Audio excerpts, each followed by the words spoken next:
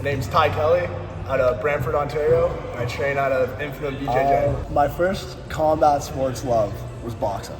Something about combat sports and being a warrior,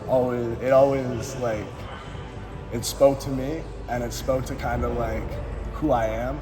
Football was always great. It was always great, but like football, you play with a team, right? You go to battle with an army, right? But in the cage, it's just you. That's the good thing about fighting. That's the important thing, right? It brings out all the ugly. Like, you can't fake fighting. You can't fake how good you are. You can't fake if you make mistakes. It gets seen, so you got to put the work in. And it's an everyday thing.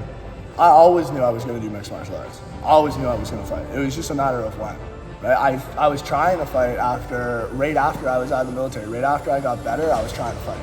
But, COVID happened, pandemic happened, right? It set a lot of things back in terms of just like athletics, right? It took some years away from my career, but, we're back now. I got to train. I trained through the whole thing. I trained in my living room. My living room was just a mat. I had no furniture. I lived with my girlfriend and a buddy who I did jiu-jitsu with in a 2-bedroom in Dundas, and we had a mat.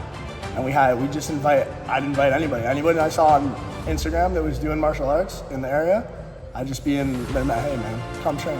You wanna come spar? You wanna come train?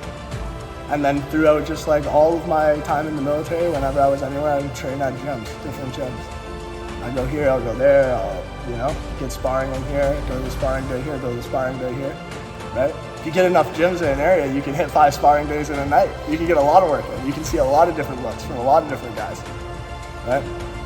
And the discipline is and the mental, man. The mental. Getting to bring that warrior, right? Like, you have it. It's in you. It's just deep. You just gotta turn the key, right? And when you feel it, man, it's like when you really can capture that spirit in you, and you can bring that to the war, it's the best feeling in the world.